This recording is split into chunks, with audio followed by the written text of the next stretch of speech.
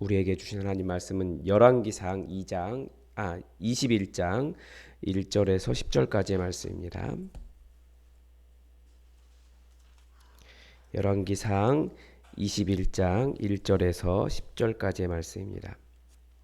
우리 하나님의 말씀을 다 함께 받들어 읽겠습니다. 그 후에 이 일이 있으니라. 이스라엘 사람 나봇에게 이스라엘의 포도원이 있어 사마리아의 왕 아합의 왕궁에서 가깝더니 아합이 나봇에게 말하여 이르되 내 포도원이 내 왕궁 곁에 가까이 있으니 내게 주어 채소밭을 삼게 하라. 내가 그 대신에 그보다 더 아름다운 포도원을 내게 줄 것이요 만일 내가 좋게 여기면 그 값을 돈으로 내게 주리라. 나봇이 아합에게 말하되 내 조상의 유산을 왕에게 주기를 여호와께서 금하실지로다 하니 이스라엘 사람 나봇이 아합에게 대답하여 이르기를 내 조상의 유산을 왕께 줄 수 없다 하므로 아합이 근심하고 답답하여 왕궁으로 돌아와 침상에 누워 얼굴을 돌리고 식사를 아니하니 그의 아내 이세벨이 그에게 나와 이르되 왕의 마음에 무엇이 근심하여 왕이 그에게 이르되 내가 이스라엘 사람 나봇에게 말하여 이르기를 내 포도원을 내게 주되 돈으로 바꾸거나 만일 내가 좋아하면 내가 그 대신에 포도원을 내게 주리라 한즉 그가 대답하기를 내가 내 포도원을 내게 주지 아니하겠노라 하기 때문이로다. 그의 아내 이세벨이 그에게 이르되 왕이 지금 이스라엘 나라를 다스리시나이까 일어나 식사를 하시고 마음을 즐겁게 하소서. 내가 이스라엘 사람 나봇의 포도원을 왕께 드리리이다 하고 아합의 이름으로 편지들을 쓰고 그 인을 치고 봉하여 그의 성읍에서 나봇과 함께 사는 장로와 귀족들에게 보내니 그 편지 사연에 이르기를 금식을 선포하고 나봇을 백성 가운데 높이 앉힌 후에 불량자 두 사람을 그의 앞에 마주 앉히고 그에게 대하여 증거하기를 내가 하나님과 왕을 저주하였다 하게 하고 곧 그를 끌고 나가서 돌로 쳐 죽이라 하였더라. 아멘.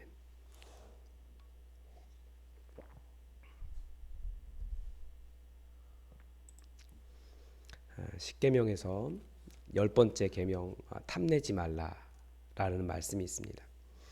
사람은 보면 탐을 냅니다. 그래서 우리말에도 옛부터 견물생심이라고 말했습니다. 이 견물생심에서 도둑질하려는 마음이 없더라도 보면 욕심이 생기고 그러면 가져간다, 도둑질한다. 이제 그렇게 생각을 했던 것 같습니다. 근데 우리 잘 아시다시피 여러분 도둑질은 나쁜 거죠. 그러면 도둑질을 일으키는 탐심, 갖고 싶다라고 하는 그 마음 자체는 나쁜 겁니까 아닙니까? 우리가 그런 이야기해요. 어, 그 머리 위로 새가 날아갈 수는 있다. 그렇지만 새가 둥지를 틀게 하는 것은 문제가 된다. 그런 이야기하는 것처럼 탐심이라고 하는 것은 아직 어떤 것을 가져가지 않은 마음이기 때문에 머리 위로 새가 날아가긴 했지만 머리 위에 새가 둥지를 튼 것이 아니기 때문에 죄가 아닙니까? 탐심은 아직 구체적으로 남에게 해를 입히는 행동이 나타난 것은 아니지만 하나님은 십계명의 열 번째 계명으로 금지하실 정도로 탐심은 죄다. 그 마음 자체가 죄다라고 말씀하시는 겁니다. 성경은 탐심을 매우 경계합니다.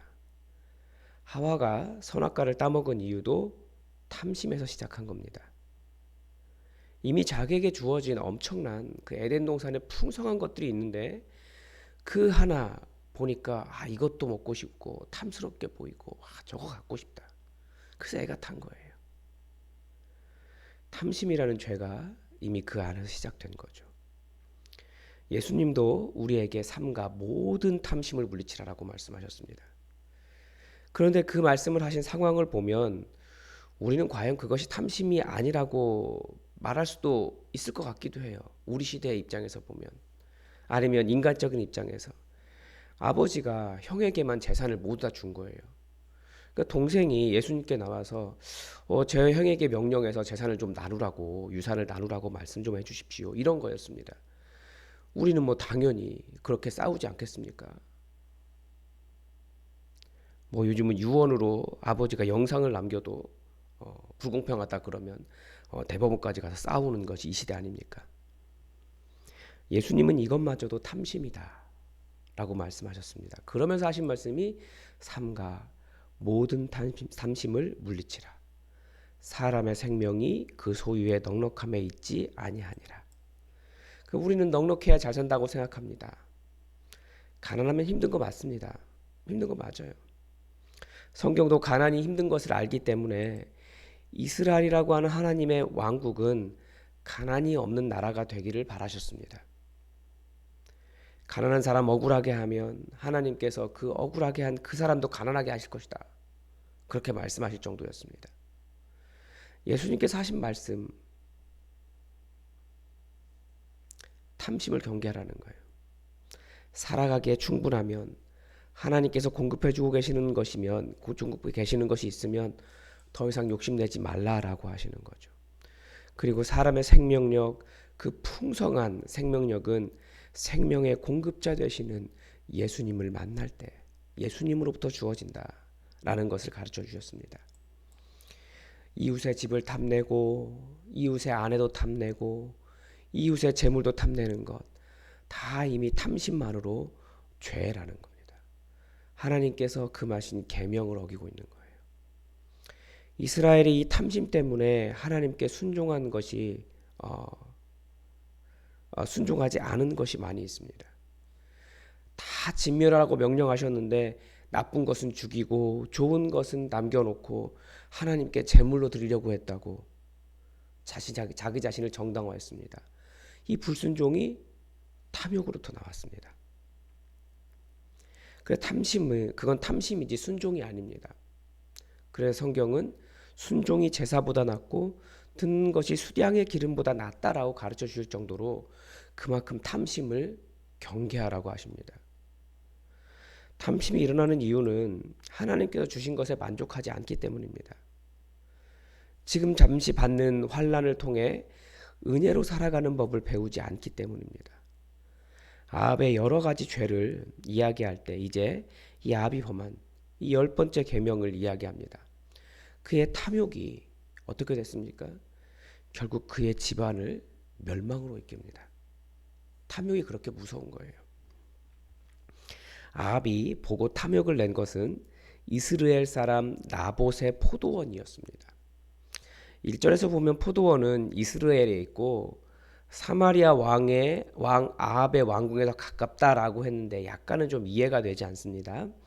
이스라엘은 원래 북이스라엘을 시작한 북이스라엘의 수도였습니다. 오므리 왕조가 사마리아의 수도를 세웠는데 사마리아까지 거의 한 40km 가까이 되는 좀 거리가 있는 그런 곳입니다. 제가 보기엔 가깝지 않은데 그래서 아마 원래 북이스라엘의 수도였기 때문에 이스라엘이 그 이스라엘에 있는 그 아합의 별궁이 있지 않았겠느냐 이렇게 이야기합니다. 그 별궁 근처라고 추측을 합니다. 이 이스라엘이 지중해성 기후예요. 그래서 기후가 온화하고 포도뿐만 아니라 밀, 콩, 보리 등 각종 작물이 잘 자라는 지역이었습니다. 아합이 보니까 그 땅이 너무나 좋아 보이는 거예요. 그게 뭡니까? 탐욕입니다. 아합에게 땅이 없겠습니까? 아합이 무엇이 부족하겠습니까? 아합에게 부족한 것은 지금 하나님께서 주신 것에 대한 자족하는 마음이 없었습니다. 또 보면 하나님께 주신 계명, 하나님께 주신 말씀 자체에 대한 소중함이 없어요. 나봇이 이 포도원을 줄 수 없는 이유는 그것이 하나님께서 주신 조상에게 물려받은 기업이었기 때문인데 이세벨에게 이야기할 때는 그걸 빼고 이야기해요. 내가 달라고 했는데 안 줬다. 왜 안 줬는지는 이야기하지 않아요.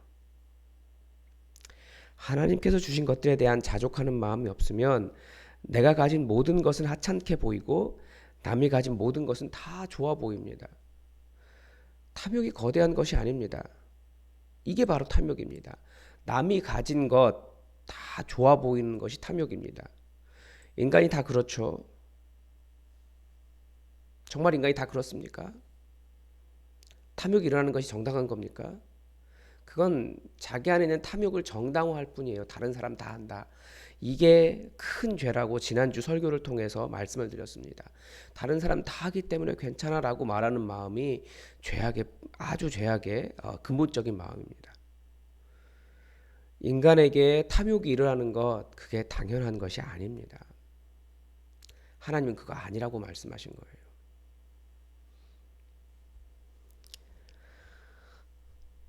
우리는 죄가 무엇인지 말씀을 따라 분별해야지 다른 사람의 기준으로 다른 사람 다 그래요.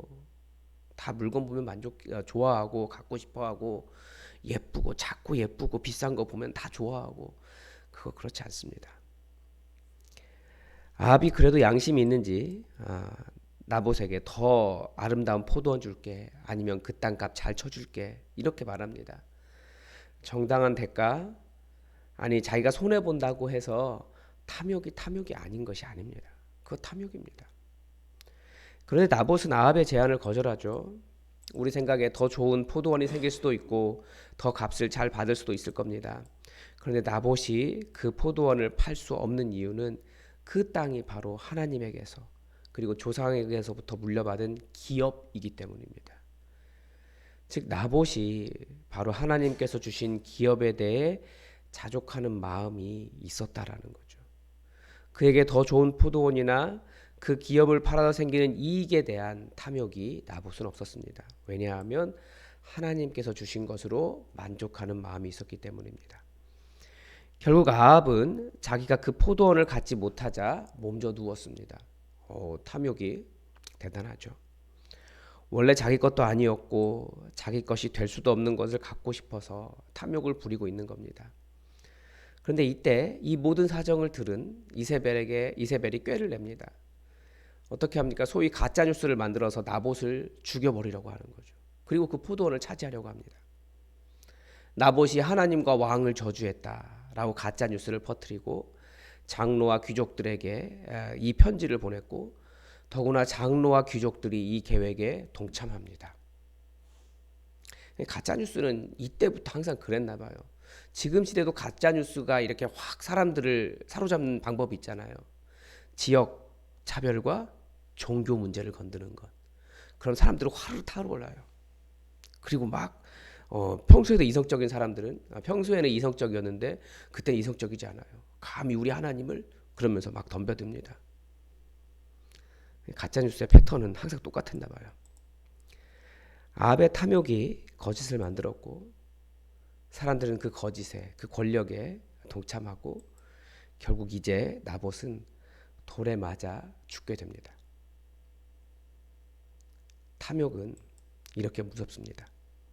새가 머리 위에 둥지를 틀지는 않았지만 내가 속으로 부러워만 했지만 내가 실제로 무슨 죄를 행했느냐라고 주장하겠지만 이 인간의 이 엄청난 거짓과 폭력이 바로 이 탐욕에서 나온다는 겁니다. 그 마음에서. 더군다나 이 탐욕이 또 어떤 문제를 가져왔습니까? 하나님의 법을 무시하는 거예요. 아합이 어떻게 못해본 이유는 그 기업이 하나님께서 정하신 것이었기 때문입니다. 인정한 거예요. 그런데 이세벨은 여기에 하나님마저 오히려 이용해서 사람을 죽이면서까지 자기의 목적을 달성하려고 합니다. 이게 탐욕에서 나온 겁니다. 지금 잘 보면 우크라이나 전쟁 같은 경우도 왜 저렇게 많은 사람이 죽어갑니까? 그게 탐욕 아닙니까? 하나님을 경외하지 않을 때 탐욕은 정말 모든 것을 파괴하고 죽일 수 있는 무서운 동기가 됩니다. 우리는 탐욕을 부리지 말라고 배우고 있습니다. 자연 상태로 인간은 탐욕 다 부려요. 그게 부럽습니까? 그 사람들 그렇게 살라고 놔두십시오. 우리 그렇게 살지 않으려고 그렇게 살지 말라고 우리를 거룩한 백성 삼아 주신 것입니다. 남의 무엇인가가 부럽거든 탐욕이 시작되었음을 알고 그 탐욕을 내려놓으시기 바랍니다.